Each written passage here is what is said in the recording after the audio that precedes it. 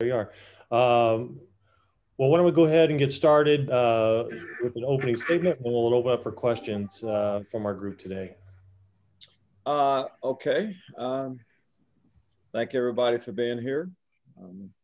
Seems like a lot has happened since we played last, but even the lead up, hadn't really talking a lot about the lead up before the game.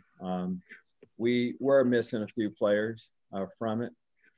You know, as we said, we don't have a whole lot of positives, but we have enough through contact tracing to wound our team a little bit. But, you know, those guys, the guys who were out this past week will be out this week also. So with that being said, you know, the rest of our players moved on. It's a tough situation for Karan Taylor to be in. You know, we really, you know, Matt Robinson was listed as our second guy and Isaiah Williams, but I thought Karan came in and did some good football, made some good football plays, did some good things. Offensively, though, overall, it's still tough when you turn the ball over that much. And a lot of them were down in the red zone where we had opportunities to get points.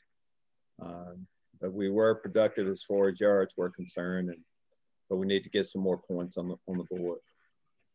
Defensively, I thought we did some things better. You know, we played the run fairly well the last couple of games, but passing game-wise, we have to play better pass defense than that. On the offensive side, Chase Brown got more carries. Some guys that haven't played a lot, Alex Pihlstrom stepped in and did a good job. Kyron Comby got, you know, some of his first action. Daniel Bebe was able to do some things. So, and I like the way the offensive line kind of stepped up. Kendrick Green moving to center on short notice. And defensively, Owen Carney, I think Owen had 3 sacks and he should have had 2 others where he just didn't wrap the quarterback up. So that's when you have production like that at the defensive end position, you have to like it. Jake Hansen calls in a couple of takeaways or, you know, forced an offense to turn the ball over a few times. So there were some good things, but not good enough.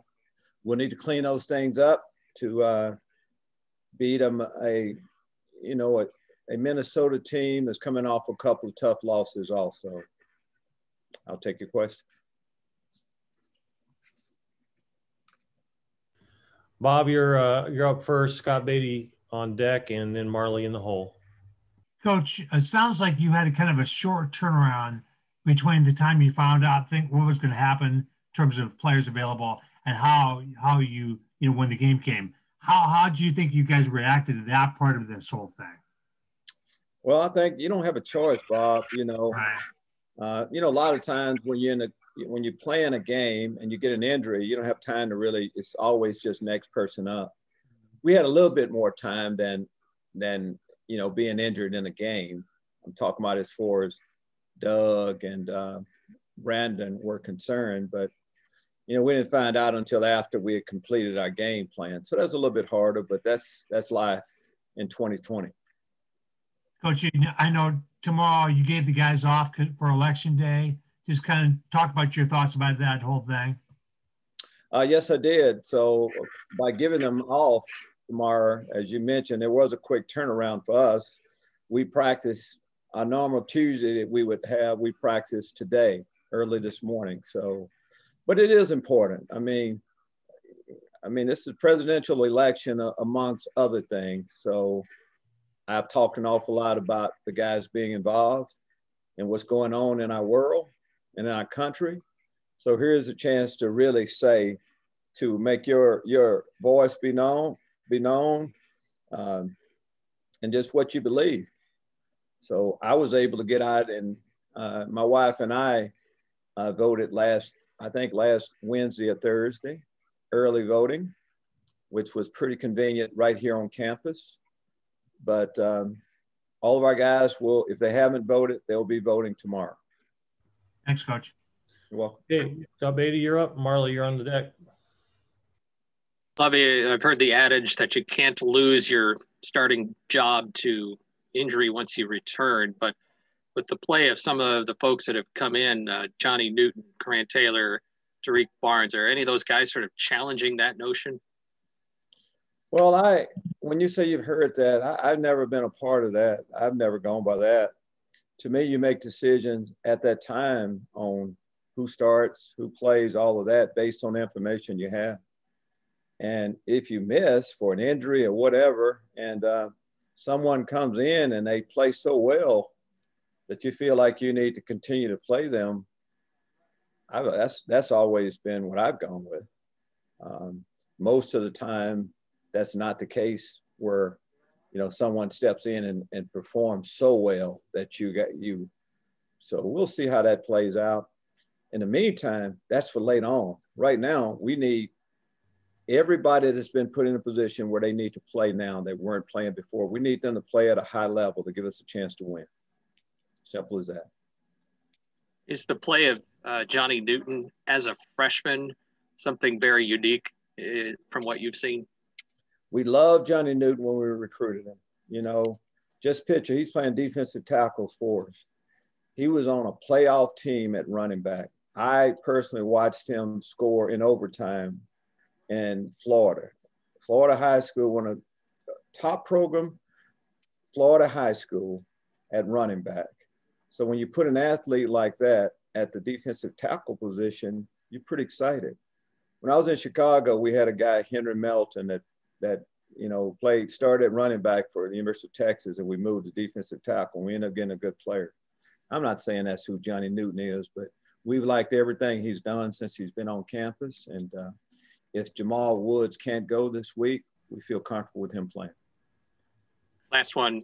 I heard you say at the end of the game that if you had scored, you would have gone for 2, trying to put the game away and avoid overtime, I guess. What was behind that choice? And is that something that game was telling you, or something you like in general?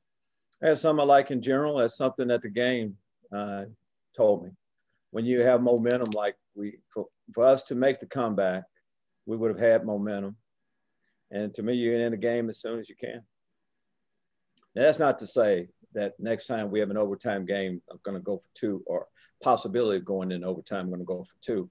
That game is how I was feeling. Thank you. You're welcome. Okay, Marla, you're up. Jim Cotter, you're on deck, and Josh in the hole.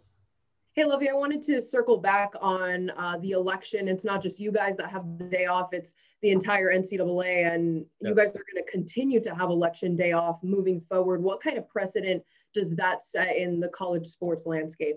Well, I think it's something that's long overdue if you really think about it.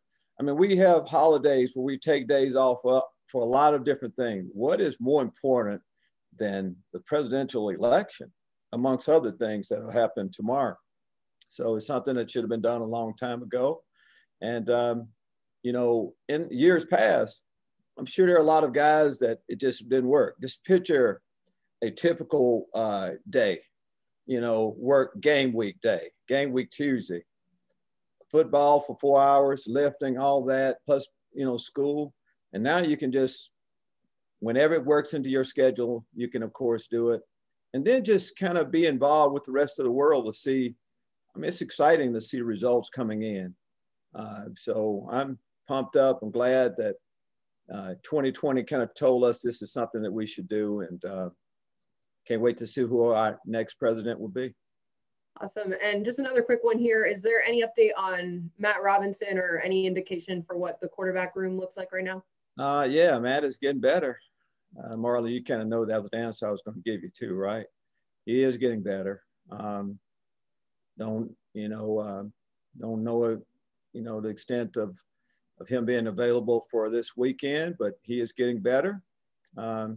He's not out for the year or anything like that. He will play for us sometime. We just hope sooner than later. Thank you, Coach. Thank you. Okay, Jim Cotter, then Josh, Matt Stevens in the hole.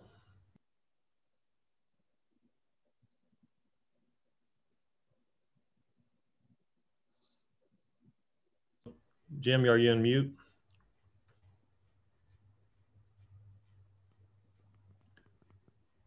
Jim, we'll come back to you. We'll come back. Josh, go ahead. you're up. Hey, Coach. I wanted to ask you about the defensive line. This past week, they came up with a couple of big moments, like helping with the stop on the 4th and goal and also forcing a fumble on the 1. What have you liked out of what you've seen from that group this year? We've liked a lot of things. We talked earlier about Owen Carney. Owen's played good football for us. Getting Isaiah Gay back into the mix. It was his first game last week. A little rusty, but we should see even improved play from him this week. And inside, Rod Perry has played good football for us. And we're excited about the potential of Johnny Newton. And you just can't play defensive line and for us and just play 4 guys. So the backups, Calvin Avery getting time. Keith Randolph would have been into the mix, but Zeke Holmes and Seth Coleman getting time, and Deion Pate. So we're going to try to play as many guys as possible. We really like the potential of our frontline guys. Thanks, Coach. You're welcome.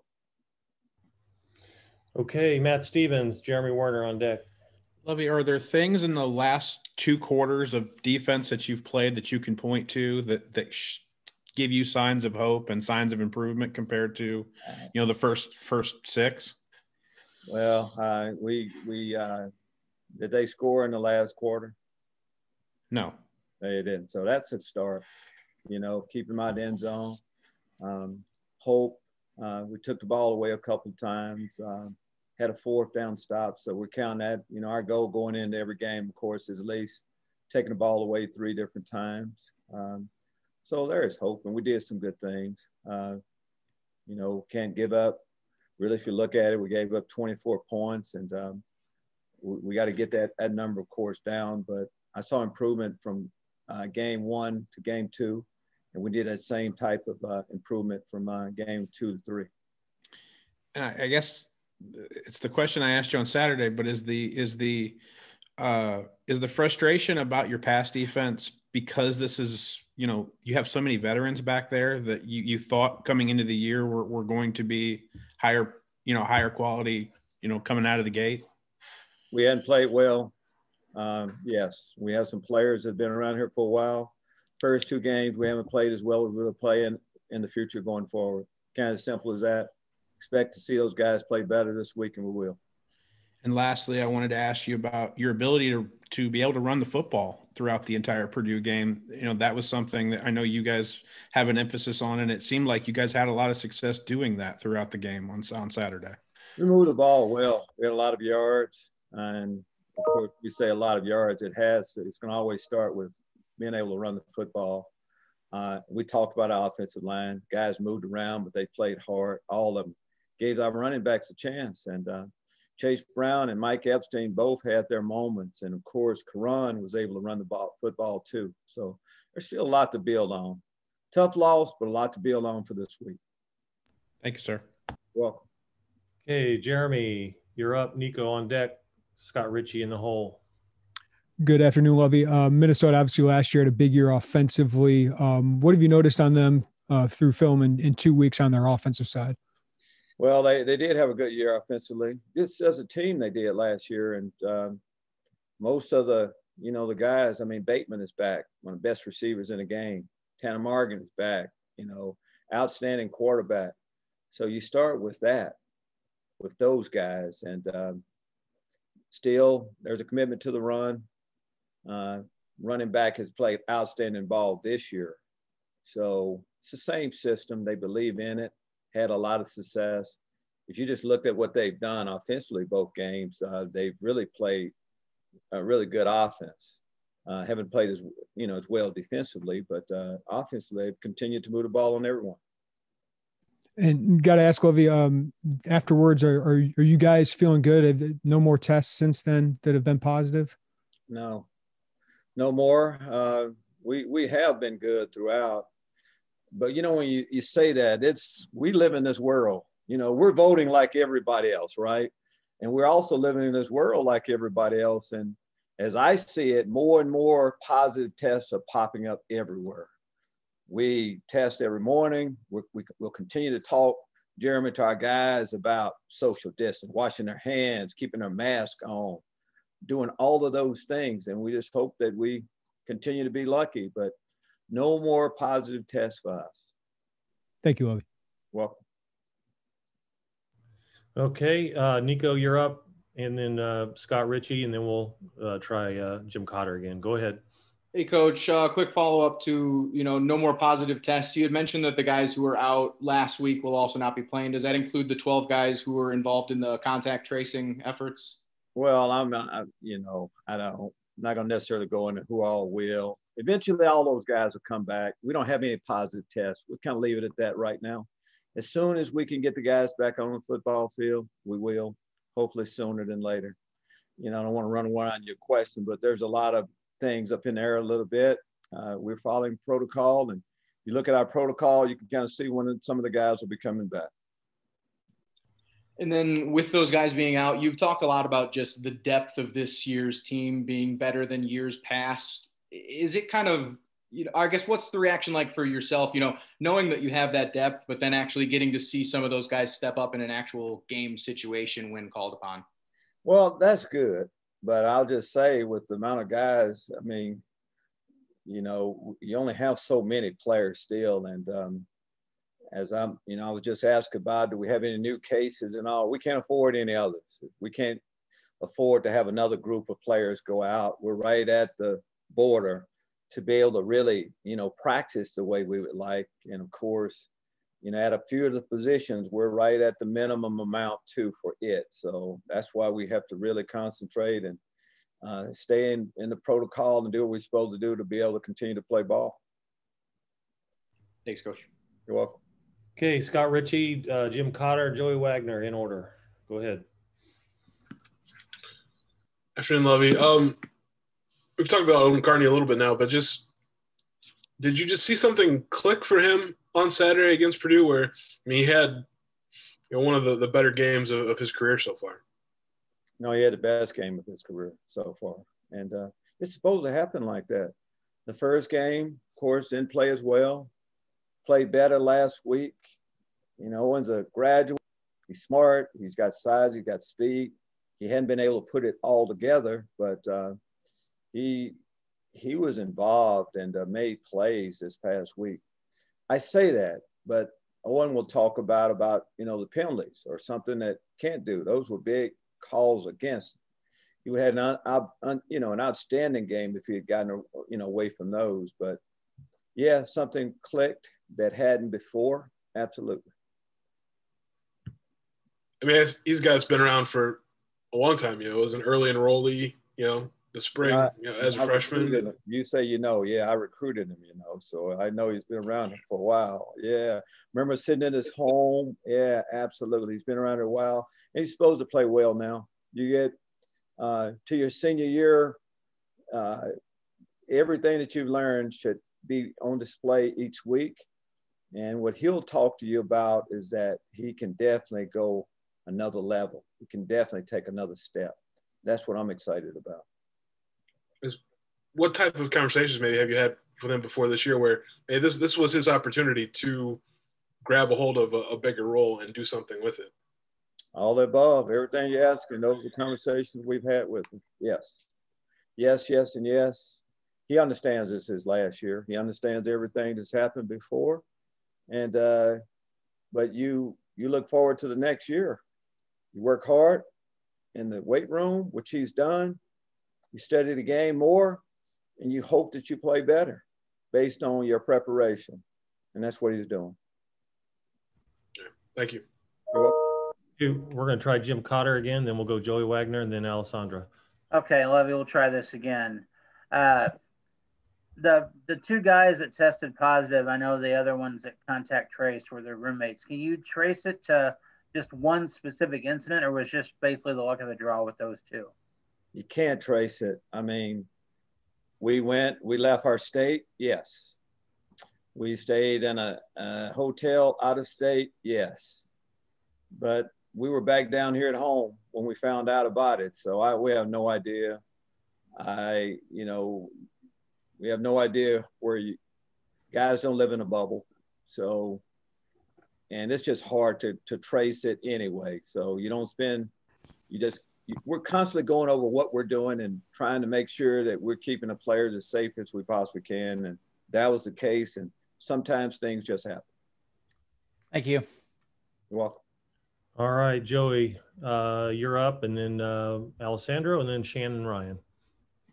Good afternoon, Lovie. You obviously started the week as a fourth stringer, came in, and it looks like he played loose, and a lot of the guys, kind of talked about that spark he gave. What does that say about Karan's ability to stay ready and go out there and kind of play football in a way that he's comfortable playing and, not letting nerves get to him? Well, it said an awful lot about him because really the starter normally gets 80% of the reps of the week. Backup may get about, some reps.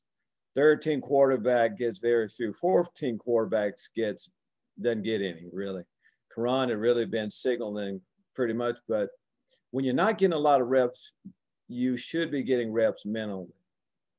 You take mental reps every snap. And that's what he's been doing. He's been paying attention. He's been in all of the meetings, been training with the rest of the guys. And when your number is called, you step up. And that's what he did.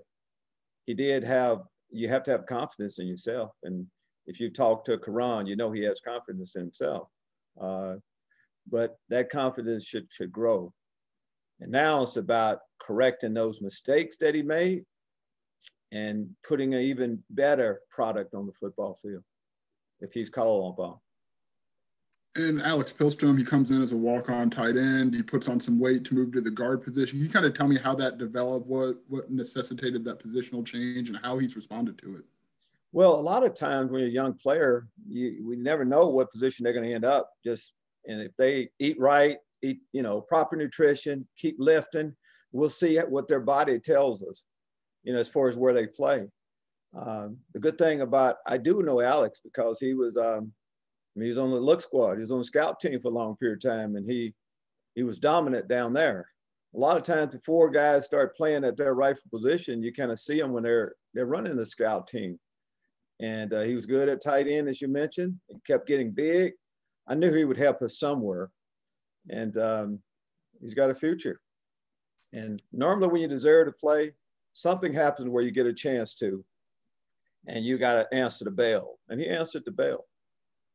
My final thing, are you able to share our and Alex, that's about what our program's about too. Alex walked on here. You want to get, sometimes everybody doesn't get a scholarship right away, but you can earn that.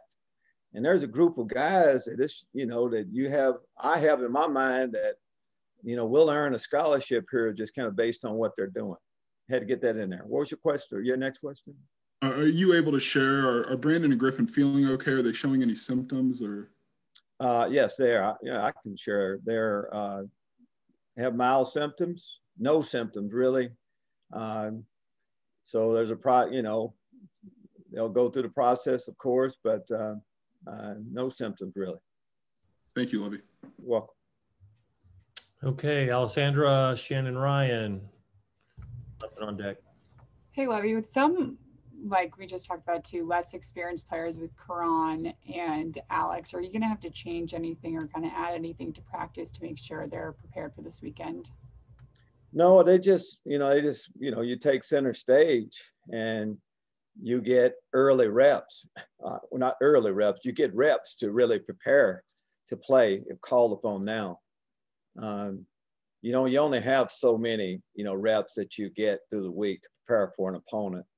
And you have a plan, normally your first and your ones and your twos will get those. When you move into those roles though, you get that type of, that's the type of preparation you get. And that's where both of those guys are in right now. That's what they're in right now. You always play, it seems like you play, it's funny how this goes. When you practice, you play a little bit better. So that's where both those guys have to play this week. We hope to see even more improved play. Okay, we'll have Shannon Ryan, Bob Rosenthal on deck, and Mark Pearson in the hole. All right. Hi, Lovie. I'm wondering just, this season being as unusual as it is, shortened like this, and you don't know, if all the games are going to get in, even if another team can't play. Do the stakes, they must feel higher. How do you handle that part of it with the team, especially starting in a bit of a hole here? Well, we do going into the season, we knew that. I mean, nothing is guaranteed. I mean, we're hoping we're going to play this week, but there's a sense of urgency. Even if this was 2019, you play a game, there's a sense of urgency to play your best ball. And that's what's on our mind as much as anything. In order to play our best ball, we have to take care of business. We have to, follow a proper protocol to avoid the COVID virus as much as we possibly can, have a chance to practice, to have a chance to play better on the weekend.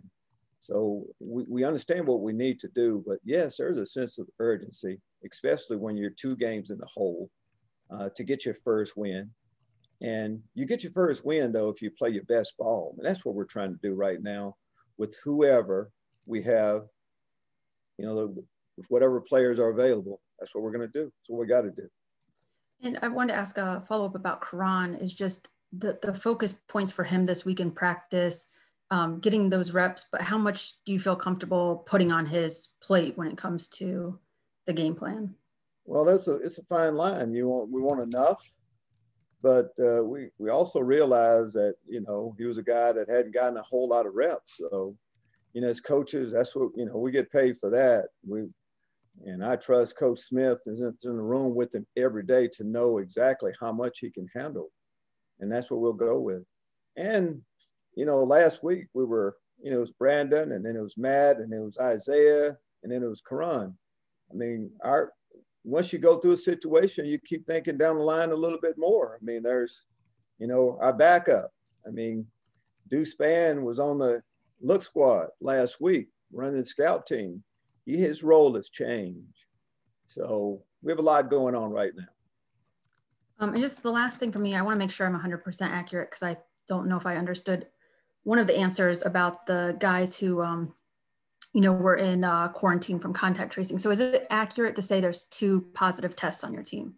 Is it accurate to say that there are 2 positive tests on the team? Right now, how many guys do we have out?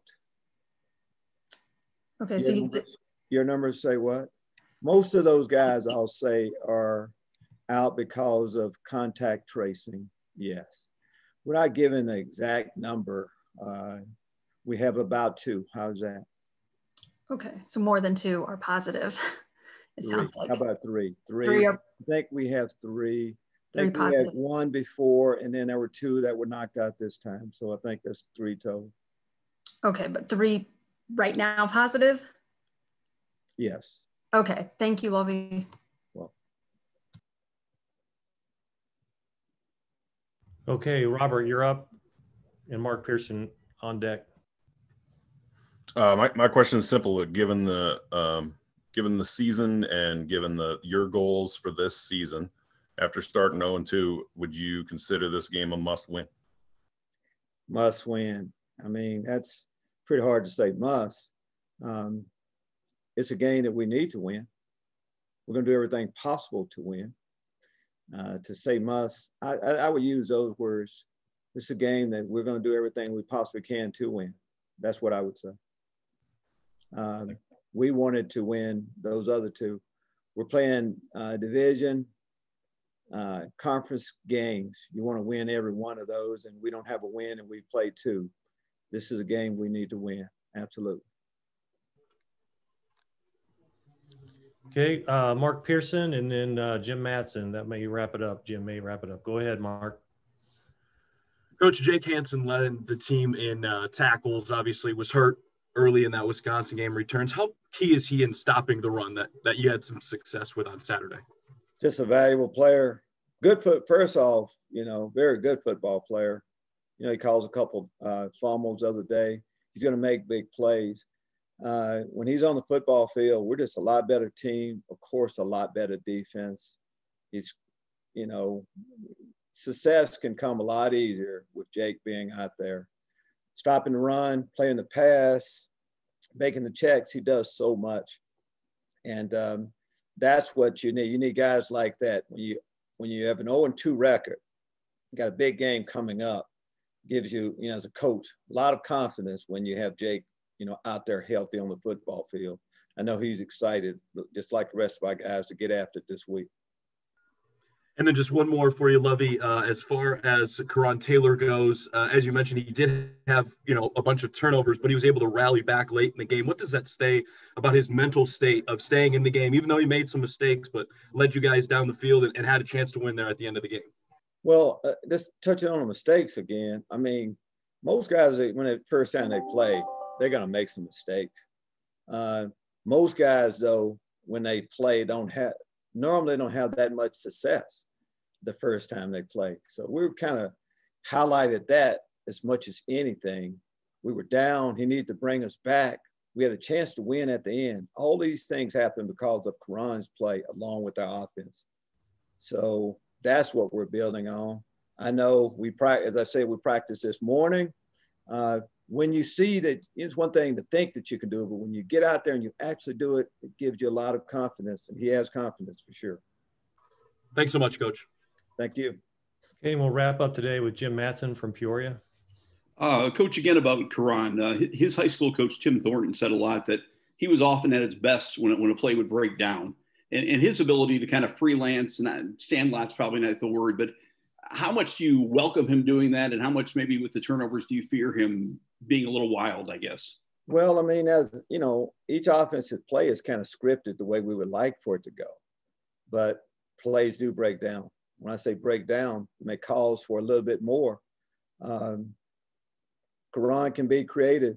You just look at some of the plays he made the other day. He had to scramble around, by time, scrambling in the pocket to get the throw off and then to be able to make the throws. So, I think that's who he's been throughout. But he can throw the football, and he's mobile enough to buy time for all of those things.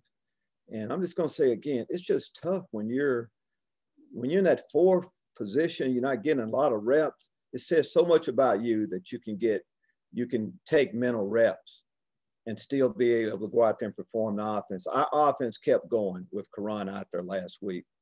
That says an awful lot about, of course, what he was able to do, and also Coach Rod Smith's preparation for the guys. Says a lot. I appreciate it. You're welcome. All right, Coach, appreciate your time today. I know we have Rod Smith getting on here in just a moment, and reminder to everybody that with the day off tomorrow, there'll be Coach will not be available tomorrow. So we'll let Brett take it from here with